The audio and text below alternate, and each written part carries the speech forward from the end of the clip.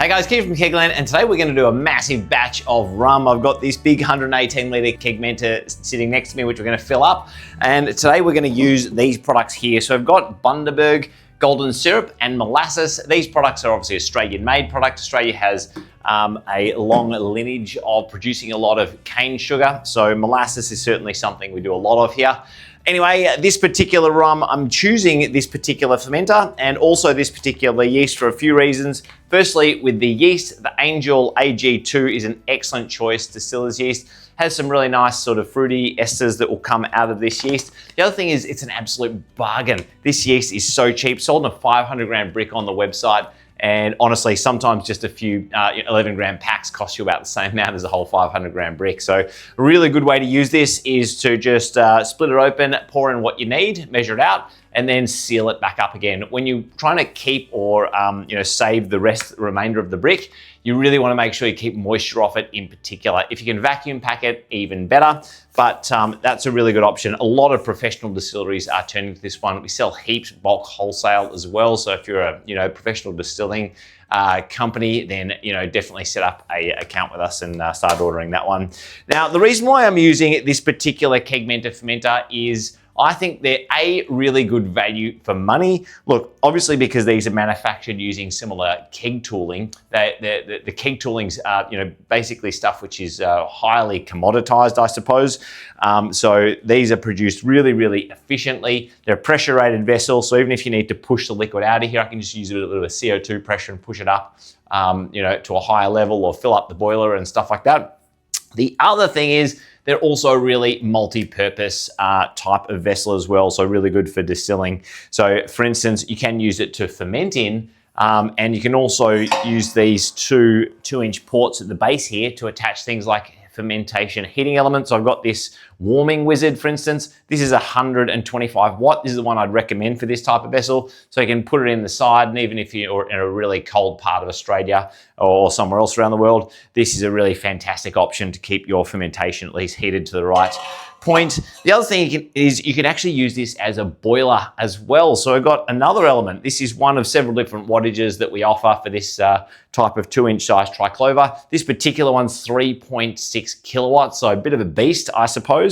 But you can actually boil in this whole fermenter, and that's really handy if you're wanting to put a still head. So the Polyphoenix will go on this using the 4-inch to 3-inch triclover reducer. So just put that on top. You could run the Polyphoenix off this bad boy. Or you could actually do something really cool like use heat sterilization. Let's say you had a particular Brett beer and then you want to heat sterilize after it to make sure you're sort of getting that out of there. Or you're just wanting to inoculate this fermenter for some reason. You got like an ultra high sanitation level you have to get to. Heat sterilization is a really good option. So you crank something like this in there, boil in there, and Bob's your uncle. Now, the other thing I should say is this fermenter is the largest one that still fits inside the RAPT fermentation chamber. And the reason why I'm using a RAPT fermentation chamber is firstly, it's going to perfectly control the temperature. But then the second thing is I can also chill this entire lot inside the fermenter. And then chilling is ideal because that means I can basically crash a lot of that yeast out of there. And with the, these types of fermenters or these types of rums or whiskeys or whatever the distillation is that you're making the wash for, it's ideal to separate that yeast. If you get too much yeast in the boiler, all that nasty smell and particularly the fusel oils will come out of those yeast cells when they break open in the boiler. So ideally, if you guys can do anything you possibly can to reduce the amount of yeast getting into the boiler, it's going to be in your interest to do so. So I'm going to use the Biofine A3 in this particular batch, and combined with cooling the batch after cooling the wash after I'm done, that should clear it up really well. You guys might want to use things like other silicon-based fining agents. There's things like there's things like the gelatin. Look, gelatin's not really it's still not bad, but I feel like there's better silicon-based ingredients these days. Or the other thing is you can run it through a filter if you're bothered with cleaning filters out and stuff like that. So I've got multiple different filtration options, but I would definitely be doing at least one of those things or a combination of those things to basically clear up the wash before you put it in the boiler. Anyway, that's it. So let's get this inside the boiler. we're gonna aim for a 1060 gravity, so that's 1.060 gravity is what we're aiming for. Certainly can go higher than that.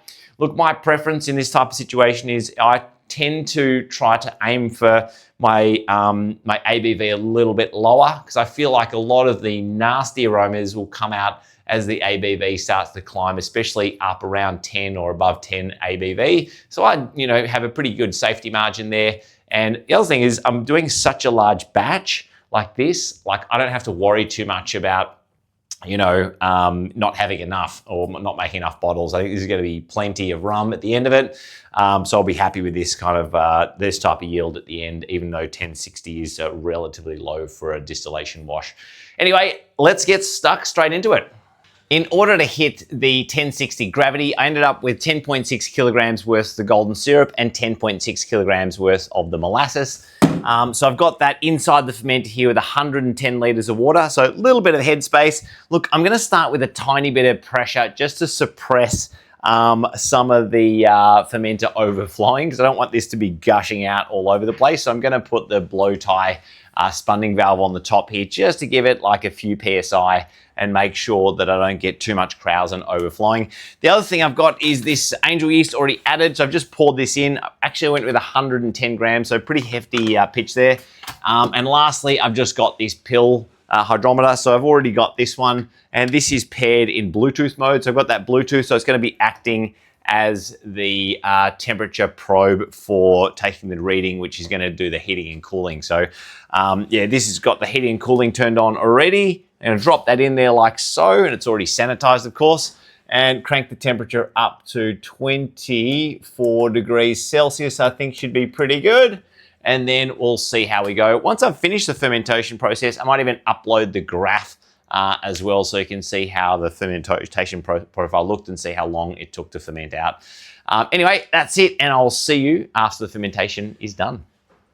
Okay, so it's been 4 weeks now. The wash has got down to 1.000, so fairly low gravity there. That means I've got an ABV for this particular wash at about 7.9%, which is kind of what I was chasing, so I'm pretty happy with that. I'll also say I've got some of the wash here. It's quite well clarified because it's had 4 weeks. Look, it didn't really need 4 weeks. It was kind of already completed after about a week and a half. With that said, it's starting to smell really good. I've got those sort of slightly caramelly aromas coming off from some of the golden syrup, and the typical type of fruity aromas that you'll get from that yeast and the molasses itself.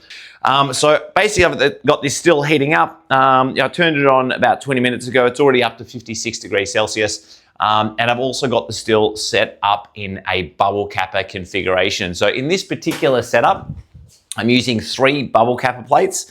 Now, by using the bubble capper plates, this enables me to do one run through the still and collect the distillate straight away. So normally if you had just a conventional pot still with no bubble cappers, I'd have to do a stripping run, and that will basically allow me to then bump the ABV up higher on the second run through the still. But essentially bubble capper plates, it's kind of doing that process through me. Once it goes through one or two of these plates, it's basically the same as doing a stripping run. So this is going to be a fair bit faster. The other thing I'm doing in this particular run is I'm going to run this still using the liquid output. The vapor output for this type of setup will basically mean that some of the vapor will hit this condenser and then end up going back down the still.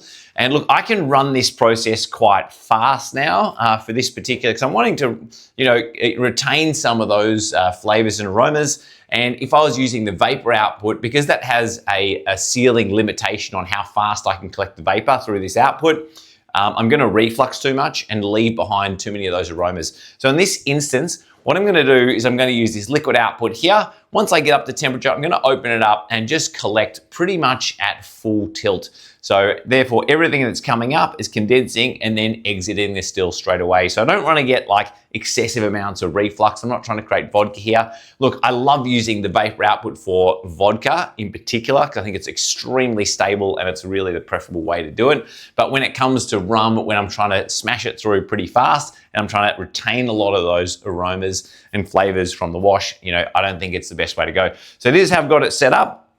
And I'll come back once I'm up to temperature and the distillates start to come out of the still.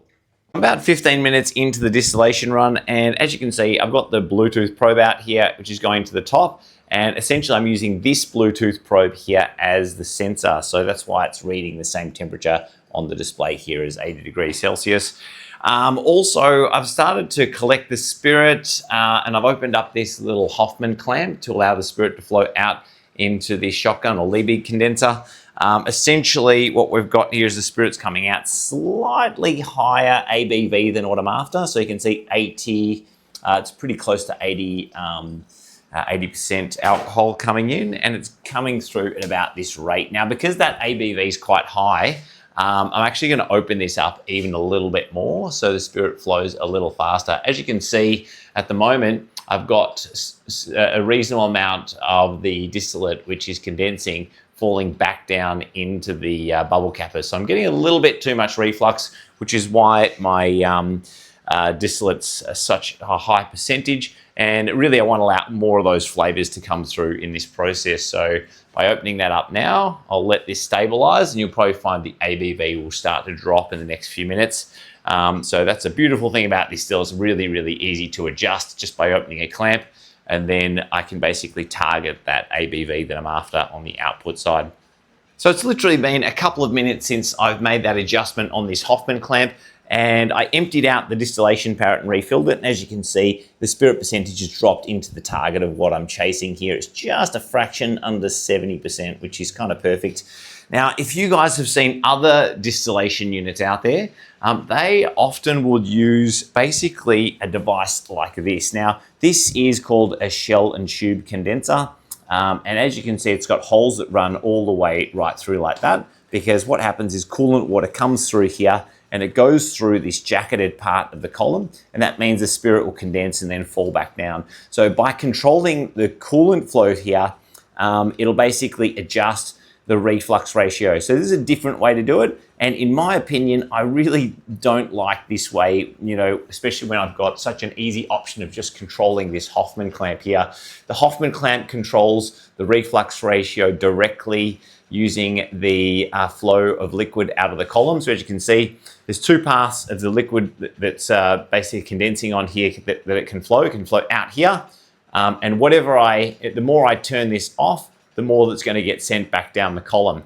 So if you're using this device here, so if you're using a shell and tube condenser, let's say I've got that back in the column, the more coolant water I flow through here, the more that's going to get sent back down the column. So it's essentially one way of doing the same thing. Now, the disadvantage of using this type of shell and tube condenser is it's a much more delayed reaction. So if I control this Hoffman clamp valve, it'll immediately change the ratio of what's exiting the still and what's falling back down onto the column, or in this case, the bubble capper plates. But if I use this type of device here, it takes ages, much longer for the process to stabilize. So because it takes many minutes for that to stabilize, sometimes I can make an adjustment. I won't know that I've gone too far until quite a long time later when it's stabilized, and then I have to adjust the coolant water flow. And then you can, go through this process of overshooting back and forth, which is pretty frustrating. So I find this method of controlling that ratio much, much easier than coolant management. The entire distillation process took around about 6 to 6.5 hours, and I collected about 7 liters of spirit. I was basically using the Hoffman clamp to slow the flow down a little bit towards the end, but very, very minor tweaking on the Hoffman clamp to adjust the flow speed. Would have started off at about 80 degrees Celsius, and towards the end of the distillation run, ended up getting to about maybe 90 degrees Celsius towards the end as the ABV dropped down to about 10% on the output.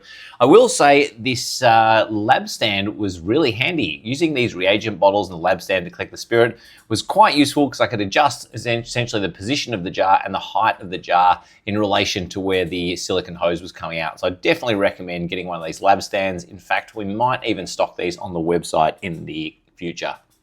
It has now been 2 days after this distillation run is done. I've got all the cuts on the bench here. I've basically got my heads 1, heads 2. I ended up doing 2 heads because I actually tasted a little bit as it was coming out and then decided to fill up 2 vessels.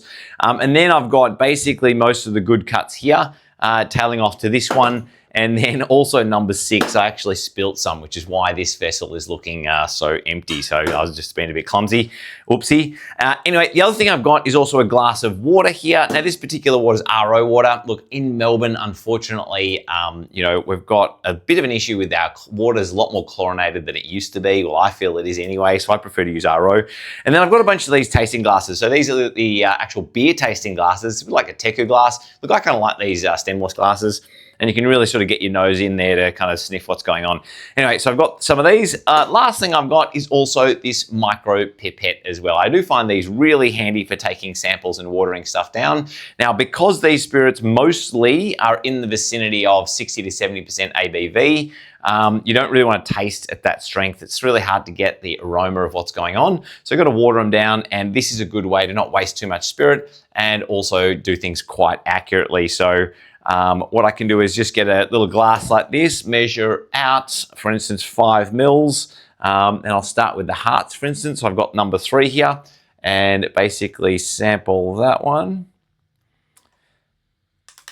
put it in the glass like that, and then what I can do is just add the water. So I'll basically get the micro pipette, drop it down to about 4. This sample here will be 4.2. So 4.2 mils of water, suck that up into the micro pipette, and boom, I've got my sample here. Okay, so we're starting right in the middle of the hearts here, and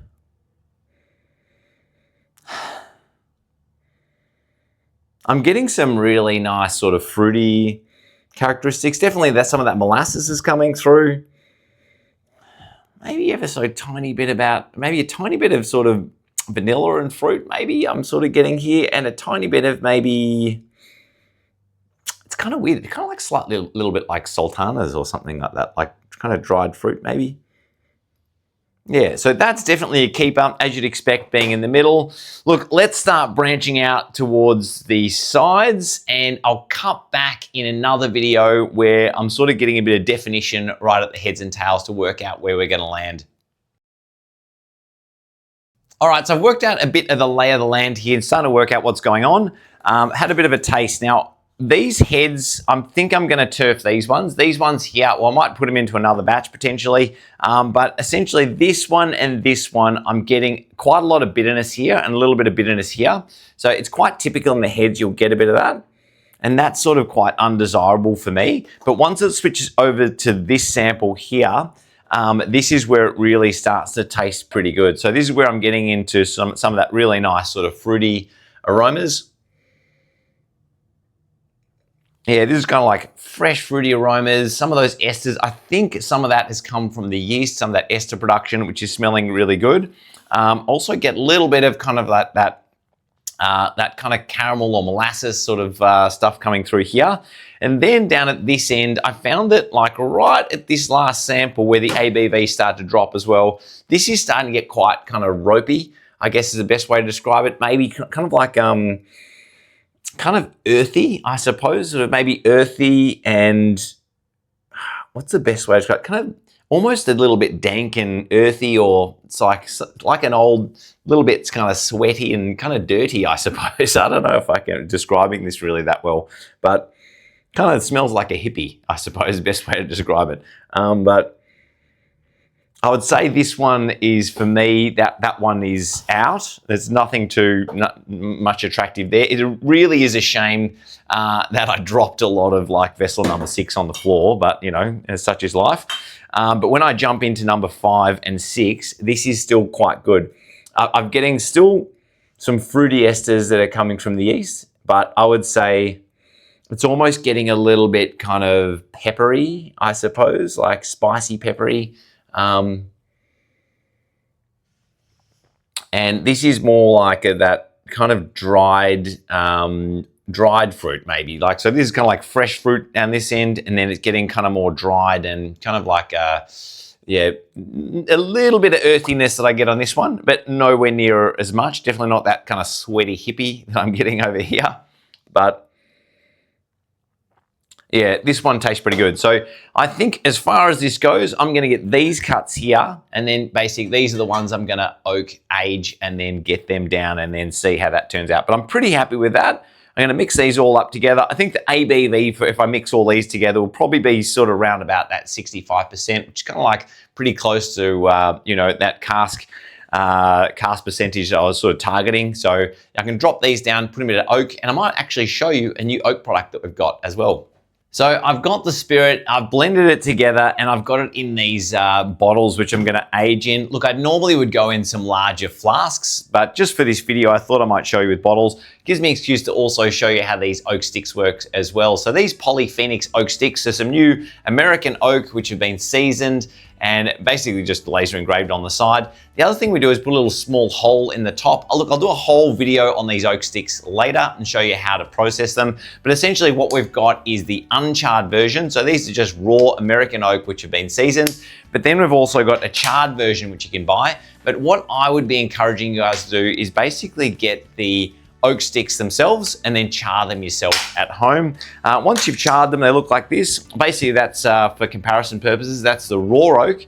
Then what we've got here is this has been charred at 210 degrees Celsius, just in my normal conventional oven at home. So that's 210 degrees at 1 hour, then 210 degrees at 2 hours, and 210 degrees at 3 hours. So as you can see, look, those oak sticks are looking fantastic and quite dark in color. What I'm gonna do is use the one that's 2 hours and 3 hours and then just drop them in the bottle. One of the good things about these particular oat sticks is they've made the particular dimensions that they fit into, well, I'll say most bottlenecks. So these are the whiskey bottles that we sell on the website, and the oak sticks fit fine in those ones there like that. So I'm gonna age these like that and gonna come back, and look, I'll probably have to do a follow-up video maybe in a number of months, and we can taste what this rum is like. There is loads more distillation gear that's coming out in the near future, including a new cool air still. I'm gonna do some videos on processing these oak sticks as well. But if you wanna keep on top of all that new stuff coming out, definitely subscribe to the channel. Bottom right-hand corner, hit subscribe now. Make sure to hit the notification bell so that way you get notified when the new video lands. The other thing you can do is join our Facebook Homebrew Community Group. So just go to Facebook, search KegLand Homebrew Community Group, join that one, and there's other customers just like yourself sharing tips and tricks on how to get the most out of the gear. Anyway, that's it. Hope you enjoy making some rum yourself, and see you guys next time. Bye.